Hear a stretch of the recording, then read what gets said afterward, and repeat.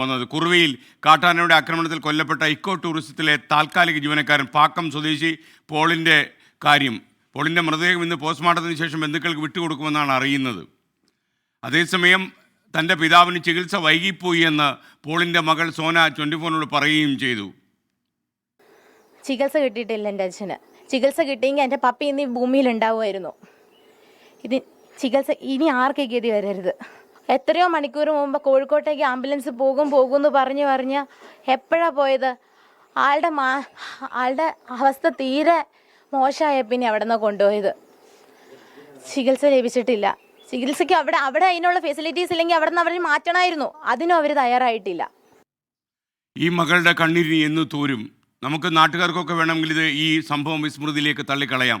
പക്ഷേ ജീവിതത്തിലുണ്ടായ എല്ലാ സൗഭാഗ്യങ്ങളും നഷ്ടപ്പെട്ട് പിതാവില്ലാതെ അനാഥയായി ജീവിക്കേണ്ടിരുന്ന മകളുടെ ദുഃഖമാണ് അവൾ നമ്മളോട് പങ്കുവച്ചത്. കഷ്ടിച്ച് ഒരാഴ്ചയായിട്ടുള്ളൂ അനീഷ് അവിടെ കൊല്ലപ്പെട്ടിട്ട്. മാനന്തവാടി ഇപ്പോൾ വല്ലാത്ത ഭീതിയിലാണ്. കിടന്നാൽ ഉറക്കം വരാത്ത അവസ്ഥ. ഏത് സമയവും കാട്ടാനയുടെ കാല് പൊങ്ങുന്നതും കാത്തു കഴിയുന്ന ഒരു ജനസമൂഹം. അവരുടെ കണ്ണുനീരും അവരുടെ പരിഭ്രാന്തിയും അവരുടെ ദുഃഖവും എന്തെന്ന് നമുക്ക് മനസ്സിലാക്കണമെങ്കിൽ നമ്മൾ തീർച്ചയായിട്ടും മാനന്തവാടിയിൽ പോയി കുറച്ച് സമയം നിൽക്കണം. 16 ദിവസത്തിനിടെയാണ് കാട്ടാന ആക്രമണത്തിൽ വയനാട്ടിൽ 3 പേർ മരണത്തിന് കീഴടങ്ങിയത്. തുടർച്ചയായ വന്യജീവി അക്രമങ്ങൾ അവിടെ ഉണ്ടാകുന്നതിൽ പ്രതിഷേധിച്ച് LDFും UDFും BJPയും ഒരുപോലെ ഹർത്താലിന് ആഹ്വാനം ചെയ്തിരിക്കുകയാണ്. ഈ ഹർത്താൽ കൊണ്ട് പരിഹാരം ഉണ്ടാകുമോ മാനന്തവാടിയിലെ പ്രശ്നത്തിന്? എന്തായാലും കോഴിക്കോട് മെഡിക്കൽ കോളേജിൽ നിന്ന് സമീർ സി മുഹമ്മദും മരിച്ച ഈ പോളിൻ്റെ വീട്ടിൽ നിന്ന് രാഹുൽ സുരേഷും അതുപോലെ വയനാട്ടിലെ ഹർത്താൽ എങ്ങനെയുണ്ട് എന്ന് റിപ്പോർട്ട് ചെയ്യാൻ സുർജിത് അയ്യപ്പത്ത് നമുക്കൊപ്പം ചേരുന്നു. ആദ്യം സമീർ സി മുഹമ്മദിലേക്ക് പോകാം. 7 മണിക്ക് തന്നെ ഈ പോളിൻ്റെ മൃതദേഹം കോഴിക്കോട് മെഡിക്കൽ കോളേജിൽ നിന്ന് വിട്ടുകൊടുക്കും എന്നാണ് നമുക്കറിയാൻ കഴിഞ്ഞിട്ടുള്ളത്. അതിനെക്കുറിച്ച് ചോദിക്കാം. Good morning to all of you. Sameer, good morning. എന്തൊക്കെയാണ് ഇപ്പോൾ കോഴിക്കോട് മെഡിക്കൽ കോളേജിൽ നമുക്ക് റിപ്പോർട്ട് ചെയ്യാനുള്ളത്?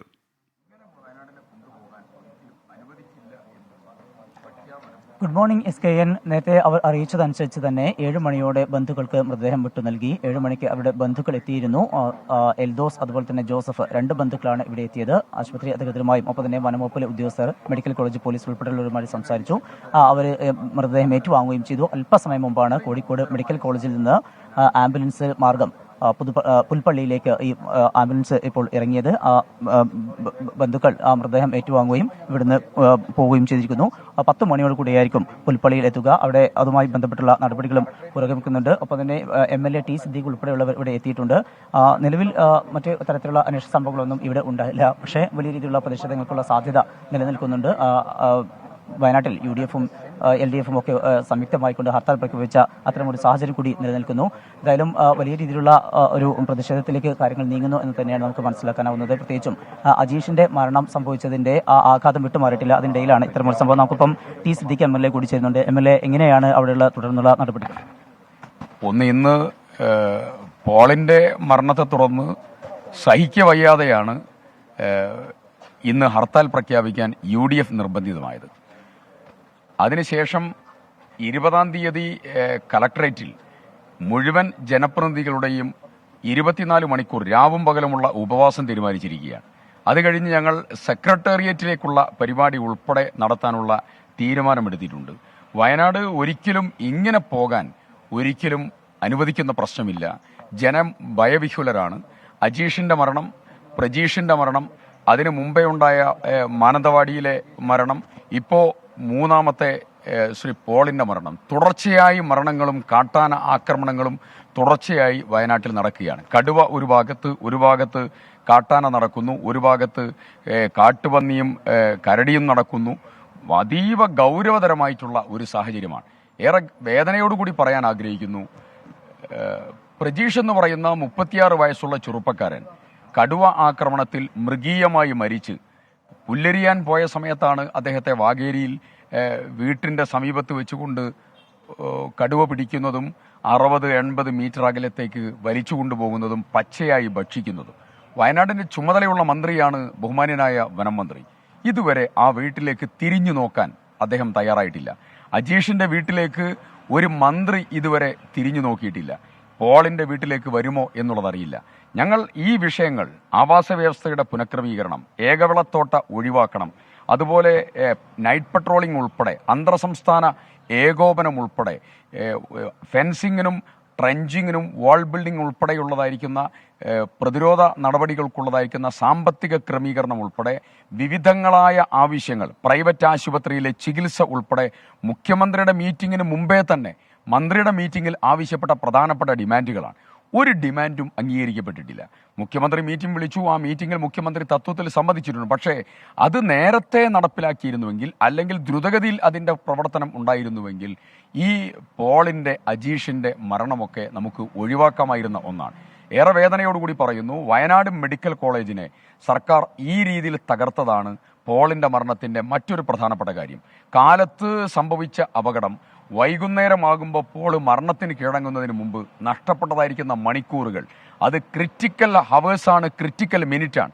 ആ മിനിറ്റ് മാനന്തവാടി മെഡിക്കൽ കോളേജ് ആശുപത്രിയിൽ നിന്ന് റെഫർ ചെയ്യുകയല്ലാതെ അവിടെ ട്രീറ്റ്മെൻറ്റ് എന്നുള്ളത് അവിടെ നടക്കുന്ന സാഹചര്യമല്ല ഉള്ളത്. ഏത് കേസ് വന്നാലും റെഫർ ചെയ്യുന്ന സാഹചര്യമാണ് മാനന്തവാടി മെഡിക്കൽ കോളേജുള്ളത്. എയർ ആംബുലൻസ് ക്രമീകരണം അവിടെയില്ല. ഇത്രയും ഗൗരവതരമായ സാഹചര്യമുള്ള ഒരു ജില്ലയിൽ എയർ ആംബുലൻസ്, ഇപ്പോൾ ലക്ഷദ്വീപിൽ എയർ ആംബുലൻസ് ഉണ്ട്. ലക്ഷദ്വീപിൽ ഒരു പ്രശ്നം വന്നു കഴിഞ്ഞാൽ അവിടെ തന്നെ എയർ ലിഫ്റ്റ് ചെയ്ത് രോഗികളെ എറണാകുളത്തേക്ക് കൊണ്ടുവരാൻ പറ്റും. സമാനമായ സാഹചര്യമുള്ള ഓരോ ഇടങ്ങളിലുമുണ്ട്. ഒരു മെഡിക്കൽ കോളേജ് ഇല്ലാത്ത, അത്യാധുനിക സൂപ്പർ സ്പെഷ്യാലിറ്റി ആശുപത്രി ഇല്ലാത്ത ഒരു ജില്ലയിൽ എയർ ആംബുലൻസിന്റെ ക്രമീകരണങ്ങളോ മറ്റ് നടപടികളോ ഒന്നുമില്ല. ഞാൻ ഈ ബഹുമാനപ്പെട്ട മന്ത്രി വയനാട് നിന്നുള്ള നിയമസഭാംഗം ടി സിദ്ദിഖാണ് സംസാരിച്ചത്. അവിടുത്തെ ജനങ്ങൾ ഇന്ന് ഹർത്താൽ ആചരിക്കുകയാണ്. LDF-ഉം UDF-ഉം NDA ഒക്കെ തന്നെ ഹർത്താൽ ആചരിക്കുന്ന ഒരു സ്ഥിതിവിശേഷമുണ്ട്. മാനന്തവാടി ആശുപത്രിയിൽ കാര്യമായ ചികിത്സാ സാഹചര്യം ഇല്ലാത്തതുകൊണ്ടാണ് വയനാട്ടിലെ മെഡിക്കൽ കോളേജിലേക്ക് കോഴിക്കോട് മെഡിക്കൽ കോളേജിലും ഒക്കെ കൊണ്ടുപോകേണ്ടി വന്നതെന്നാണ് നമ്മൾ മനസ്സിലാക്കുന്നത്. മാത്രമല്ല ടി സിദ്ദിഖ് MLA അഭിപ്രായപ്പെട്ടതുപോലെ ഒരുപാട് മണിക്കൂറുകൾ ഇതിനിടയിൽ ചോർന്നുപോയി. ഒരു മനുഷ്യൻ്റെ ജീവൻ സംരക്ഷിക്കാനുള്ള മണിക്കൂറുകൾ നഷ്ടമായി. ഇതിലൊക്കെ തന്നെ അദ്ദേഹത്തിൻ്റെ വീട്ടുകാർക്കൊക്കെ അമർഷമുണ്ട്. ഇപ്പോൾ രാഹുൽ സുരേഷ് ഈ പോളിൻ്റെ വീട്ടിലുണ്ട്. ദുഃഖം തളം കെട്ടി നിൽക്കുന്ന ഒരു അന്തരീക്ഷമാണ് അവിടെ ഉള്ളത്. ഇന്നലെ വരെ അവിടെയെല്ലാം ഓടി നടന്ന ഒരു ഗ്രഹനാഥനാണ് അവിടെ ഇല്ലാതെയായിരിക്കുന്നത്. എത്രയോ ദിവസത്തെ ഓർമ്മകൾ തളം കെട്ടി കിടക്കുന്ന ഒരു സ്ഥലത്താണ് കണ്ണീർ പാഠമായി മാറിയിരിക്കുന്നത് നമ്മൾ മനസ്സിലാക്കുന്നു. രാഹുൽ സുരേഷ് ദുഃഖസാന്ദ്രമായ കണ്ണീർ ഘനീഭവിച്ച് നിൽക്കുന്ന ഈ വീട്ടിൽ നിന്ന് നമുക്കൊപ്പം ചേരുന്നു. Rahul, good morning. രാഹുൽ, അദ്ദേഹത്തിൻ്റെ മകൾ പറയുന്നത് കേട്ടു. ഒരു പിതാവിനെ നഷ്ടപ്പെട്ടു പോയ മകളുടെ ദുഃഖ സാന്ദ്രമായ വാക്കുകളായിരുന്നു അത് നമ്മൾ മനസ്സിലാക്കുന്നു. രാഹുൽ സുരേഷ്, എന്താണ് ആ വീട്ടിലെ അന്തരീക്ഷം? നഷ്ടപരിഹാരമൊന്നും കിട്ടാതെ മൃതദേഹം സംസ്കരിക്കില്ല എന്ന് വീട്ടുകാരും ഉറപ്പിച്ച് പറയുന്നുണ്ടോ? തീർച്ചയായിട്ടും SKN ആ ഒരു തീരുമാനത്തിലേക്ക് തന്നെയാണ് കുടുംബം ഇപ്പോൾ എത്തിയിരിക്കുന്നത്. മൃതദേഹം ഏതാണ്ട് 10 മണിയോടുകൂടി പുൽപ്പള്ളിയിൽ എത്തിക്കുമെന്നാണ് നമുക്ക് ലഭിക്കുന്ന വിവരം. അതിനുശേഷം കുടുംബാംഗങ്ങളെല്ലാം കൂടി കളക്ട്രേറ്റിലേക്ക് പോകാനാണ് നിലവിൽ തീരുമാനിച്ചിട്ടുള്ളത്. കുടുംബം മുന്നോട്ട് വയ്ക്കുന്ന എല്ലാ ആവശ്യങ്ങളും അംഗീകരിക്കാത്ത പക്ഷം സംസ്കാരം ഉൾപ്പെടെയുള്ള ചടങ്ങുകൾ നടത്തില്ല എന്ന് കുടുംബം ഉറപ്പിച്ചു പറയുന്നു. നമ്മൾ രാവിലെ മകളുമായി സംസാരിച്ചിരുന്നു. അവർ പറയുന്ന അനുസരിച്ച് തൻ്റെ ജോലി, ഒപ്പം തന്നെ കുടുംബത്തിന് അർഹമായ നഷ്ടപരിഹാരം, അമ്മയ്ക്ക് ജോലി, ഒപ്പം തന്നെ കുടുംബത്തിൻ്റെ കടബാധ്യത, ഈ കാര്യങ്ങളിലെല്ലാം തന്നെ ഒരു തീരുമാനം ഉണ്ടാകാത്ത പക്ഷം സംസ്കാരം ഉൾപ്പെടെയുള്ള ചടങ്ങുകൾ നടത്താൻ അവർ തയ്യാറല്ല എന്ന് തന്നെ പറയുന്നു. അതോടൊപ്പം തന്നെ ചികിത്സ വൈകിയത് സംബന്ധിച്ചുള്ള കാരണമാണ്. ഇന്നലെ രാവിലെ ഏതാണ്ട് 9:30 കൂടിയാണ് ഈ സംഭവം നടക്കുന്നത്. അതിനുശേഷം മാനന്തവാടി മെഡിക്കൽ കോളേജിലേക്കാണ് പിന്നീട് കൊണ്ടുപോകുന്നത്. അവിടെ ഏതാണ്ട് 1 മണി വരെ അവിടെയായിരുന്നു ചികിത്സ. അടിയന്തര ശസ്ത്രക്രിയ ഉൾപ്പെടെ മാനന്തവാടി മെഡിക്കൽ കോളേജിലാണ് നടത്തിയത്. പക്ഷേ അവിടെ അർഹമായ ഒരു ചികിത്സ പോളിന് ലഭിച്ചില്ല എന്നാണ് പറയുന്നത്. കൃത്യമായ ചികിത്സ ലഭിച്ചിരുന്നെങ്കിൽ പോള് മരിക്കില്ലായിരുന്നു എന്ന് പോളിൻ്റെ മകൾ തന്നെ പറയുന്നു. നമുക്കറിയാവുന്ന പോലെ തന്നെ ഇന്നലെ ഉച്ചയോടുകൂടിയാണ് കോഴിക്കോട് മെഡിക്കൽ കോളേജിലേക്ക് കൊണ്ടുപോകുന്നത്. 2:30 കോഴിക്കോട് മെഡിക്കൽ കോളേജിൽ എത്തിച്ചെങ്കിലും 3:15 പോള് മരിക്കുകയായിരുന്നു. അങ്ങനെ കൃത്യമായൊരു ചികിത്സാ പിഴവ് ഈ കാര്യങ്ങളിൽ ഉണ്ടായി എന്ന് മകൾ പറയുന്നു. ആ കാര്യങ്ങളിൽ തീരുമാനം ഉണ്ടാകാത്ത പക്ഷം കനത്ത പ്രതിഷേധങ്ങളിലേക്ക് പോകാനാണ് നിലവിൽ കുടുംബത്തിൻ്റെ തീരുമാനം. നമ്മളിപ്പോൾ ഈ പോളിൻ്റെ വീട്ടിലാണുള്ളത്. കുടുംബാംഗങ്ങളെല്ലാം തന്നെ ഇവിടേക്ക് എത്തിക്കൊണ്ടിരിക്കുകയാണ്. ഇന്നലെ വൈകിട്ട് സംഭവം അറിഞ്ഞത് മുതൽ ഇവിടേക്ക് ഓരോരുത്തരായി എത്തുന്നുണ്ട്. ഇപ്പോൾ പോളിൻ്റെ കുടുംബാംഗങ്ങൾ തന്നെ നമ്മളോടൊപ്പം ചേരുന്നുണ്ട്. അവർ പറയുന്ന അനുസരിച്ച് പ്രതിഷേധം തുടരാൻ തന്നെയാണ് തീരുമാനം. അതോടൊപ്പം ഏറ്റവും പ്രധാനപ്പെട്ട കാര്യം, ഇന്നലെ രാത്രിയിലും ഈ പോളിൻ്റെ വീടിന് സമീപത്ത് തന്നെ കാട്ടാനക്കൂട്ടം എത്തിയിരുന്നു. അതുകൊണ്ട് തന്നെ ഇവിടെയുള്ള ആളുകൾ വലിയ ഭീതിയിൽ തന്നെയാണ് ഇപ്പോഴും തുടരുന്നത്. എന്നാലും സർക്കാരിൻ്റെ ഭാഗത്തുനിന്നും കൃത്യമായ ഇടപെടൽ ഈ വിഷയത്തിൽ ഉണ്ടാവണമെന്ന കാര്യം കുടുംബാംഗങ്ങൾ ഓരോരുത്തരായി തന്നെ വ്യക്തമാക്കുന്നുണ്ട്. SKN. Okay, thank you Rahul Suresh. പോളിൻ്റെ വീട്ടിൽ നിന്നാണ് രാഹുൽ സുരേഷ് നമുക്കൊപ്പം ചേർന്നത്. എന്തായാലും ദുഃഖഭരിതമായ ഒരു അന്തരീക്ഷമാണ് അവിടെ. എന്തായാലും നഷ്ടപരിഹാരം നൽകാതെ ഒരു ചുവട് പിന്നോട്ടില്ല എന്നാണ് അദ്ദേഹത്തിൻ്റെ മകളും നമ്മുടെ 24 പറഞ്ഞത്. ഇന്ന് വയനാട് ജില്ലയിൽ ഹർത്താൽ ആചരിക്കുകയാണ്. എല്ലാ രാഷ്ട്രീയ കക്ഷികളും ഈ ഹർത്താലിൽ അണിചേരുന്നുണ്ട്. മാത്രമല്ല, കാട്ടുമൃഗങ്ങളുടെ പേടിയിൽ ജീവിക്കുന്ന ജനസമൂഹത്തെ എങ്ങനെ രക്ഷപ്പെടുത്തുമെന്നറിയാതെ രാഷ്ട്രീയ പ്രവർത്തകർ ഹർത്താലിലേക്ക് തന്നെ, പതിവ് പരിപാടിയിലേക്ക് തന്നെ നീങ്ങുന്നു. പക്ഷേ ഈ ഹർത്താൽ കൊണ്ട് ആളുകളുടെ കണ്ണുതുറപ്പിക്കാൻ കഴിയുമോ എന്ന കാര്യമാണ് ഇനി ബാക്കി നിൽക്കുന്നത്. സുർജിത്ത് അയ്യപ്പത്ത നമുക്കൊപ്പം വയനാട്ടിൽ നിന്ന് തത്സമയം ചേരുന്നു. Surjit, good morning. സുർജിത്ത്, ഒരുപക്ഷെ ദിവസങ്ങളായി ഈ കാട്ടുമൃഗ പേടിക്ക് പിന്നാലെ സുർജിത്തുണ്ട്. ഇന്ന് ഈ ഹർത്താൽ നടക്കുന്നതിലൂടെ ഒരുപക്ഷെ വനമന്ത്രി വീടുകൾ സന്ദർശിച്ചില്ല എന്നൊക്കെ പരാതി ഉയരുന്ന ഈ വേളയിൽ എന്തുമാത്രം സമ്മർദ്ദം സർക്കാരിന് മേൽ ചെയ്യാൻ വയനാട്ടിലെ ജനങ്ങൾക്ക് കഴിയും?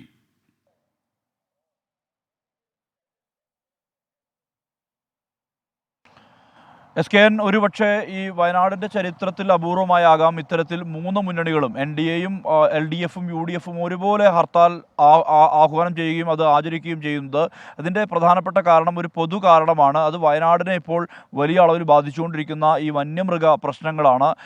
കഴിഞ്ഞ 16 ദിവസത്തിനിടെ 3 കാട്ടാന മരണങ്ങൾ, കാട്ടാന ചവിട്ടി കൊലപ്പെടുത്തിയ 3 മരണങ്ങളാണ് ഇവിടെ സംഭവിച്ചത്. ഒന്ന് തോൽപ്പെട്ടിയിലെ ലക്ഷ്മണൻ, അദ്ദേഹത്തെ തോട്ടത്തിലാണ് ഈ കാട്ടാന ആക്രമണത്തിൽ മരിച്ച നിലയിൽ കണ്ടെത്തുന്നത്. ഇതിനുശേഷം പിന്നീട് അജീഷിൻ്റെ മരണം, ചാലികതയിലെ അജീഷിൻ്റെ മരണം നടന്നതിലേക്ക് 8ാം നാളാണ്.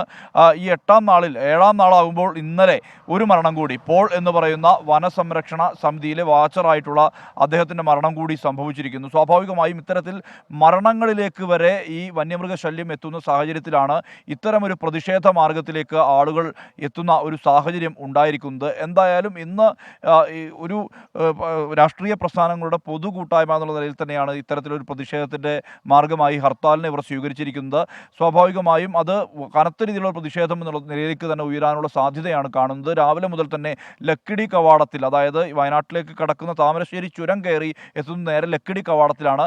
ലക്കിടി കവാടത്തിൽ ഇത്തരത്തിലൊരു പ്രതിഷേധ മാർഗവുമായി, അതായത് വാഹനങ്ങൾ കയറി വരുന്ന വാഹനങ്ങൾ കയറ്റി വിടില്ല എന്നുള്ള തരത്തിലുള്ള നിലപാടാണ് ഈ UDF പങ്കുവച്ചിട്ടുള്ളത്. UDF പ്രവർത്തകരെല്ലാം തന്നെ അവിടെ കേന്ദ്രീകരിക്കുന്നുണ്ട്. ഞാനിപ്പോൾ നിൽക്കുന്ന സ്ഥലം എന്ന് പറയുന്നത് മാനന്തവാടി നഗരമാണ്. സമാനമാണ് മാനന്തവാടിയിലെ സ്ഥിതി. കൽപ്പറ്റയിലും ബത്തേരിയിലും ഉൾപ്പെടെ ഇതുതന്നെയാണ് സ്ഥിതി. ഇങ്ങനെ കടകമ്പോളങ്ങളെല്ലാം തന്നെ രാവിലെ തന്നെ അടഞ്ഞ് കിടക്കുകയാണ്.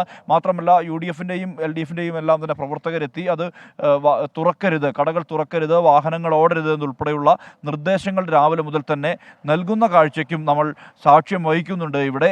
അതായത് ഒരു പൊതുവിഷയം എന്നുള്ള നിലയിൽ തന്നെ ഇത് വയനാടിൻ്റെ വിഷയമായി കാണണം എന്നുള്ള അഭ്യർത്ഥനയാണ് ഇവർ മുന്നോട്ട് വയ്ക്കുന്നത്. എന്തായാലും ഈ വിവിധ തരത്തിലുള്ള ഈ വന്യമൃഗ പ്രശ്നങ്ങൾ, അതായത് ആനയായും കരടിയായും കാട്ടുപോത്തായും പുലിയായും കടുവയായും എല്ലാം തന്നെ മലയണ്ണാൻ വരെയായും ഈ നിലയ്ക്ക് വന്യമൃഗശല്യം വലിയ രീതിയിലുള്ള രൂക്ഷമായ സ്ഥിതിവിശേഷമാണ് വയനാടിനെ സംബന്ധിച്ച് ഉള്ളത്. ഈ പോൾ എന്ന് പറയുന്ന അദ്ദേഹം വളരെ സാധാരണക്കാരനായ ഒരു മനുഷ്യനാണ്.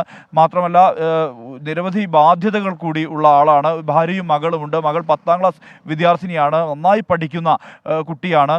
ആ കുട്ടിയുടെ പരീക്ഷയ്ക്ക് ശേഷം ഈ അമ്മയുടെ ഹൃദയ ശസ്ത്രക്രിയ ഉൾപ്പെടെയുള്ള കാര്യങ്ങളിലേക്ക് പോകാനുള്ള തീരുമാനത്തിലേക്കായിരുന്നു കുടുംബം എത്തിയിരുന്നത്. ഇതിനിടയിലാണ് ഇത്തരത്തിലൊരു ദാരുണമായ സംഭവം ഉണ്ടായിരിക്കുന്നത്. സ്വാഭാവികമായും അത് വലിയ അളവിലുള്ള പ്രതിഷേധത്തിലേക്ക് വഴിമാറുകയാണ്. ഇതിന് ശാശ്വത പരിഹാരം ഉണ്ടാകണമെന്നുൾപ്പെടെയുള്ള ആവശ്യമാണ് ഉന്നയിക്കുന്നത്. മന്ത്രി AK ശശീന്ദ്രനെതിരെ UDF വലിയ വിമർശനമാണ് ഉന്നയിക്കുന്നത്. ആ വിമർശനത്തിൻ്റെ കാരണം അദ്ദേഹം ഇത്തരത്തിൽ മരണം നടന്ന വീടുകളിൽ, വാഗേരിയിൽ പ്രജീഷ് എന്ന ക്ഷീരകർഷകൻ കൊല്ലപ്പെട്ടതിന് ശേഷം അദ്ദേഹം അവിടേക്കൊന്ന് എത്തി നോക്കാൻ പോലും AK ശശീന്ദ്രൻ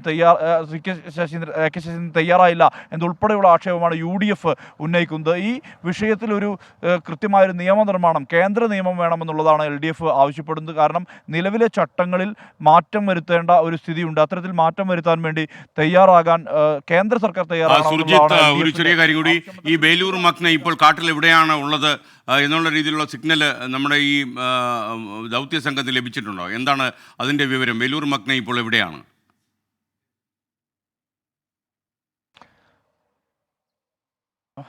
ബേലൂർ മഗ്ന ഇന്ന് രാവിലെ കാട്ടിക്കുളം മേഖലയിലാണ് ഇന്നലെ സിഗ്നൽ ലഭിച്ചത്.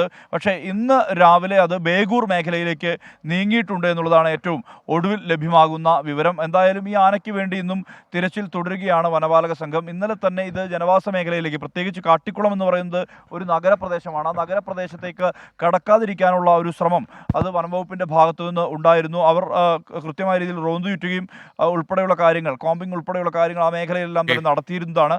എന്തായാലും എന്തായാലും വലിയ അളവിലുള്ള ആശങ്കയുണ്ട്.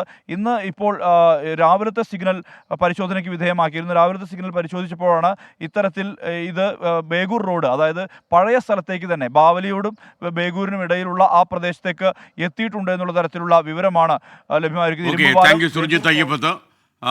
യഥാർത്ഥത്തിൽ ഇനി നമുക്ക് ഈ കാട്ടാനയുടെ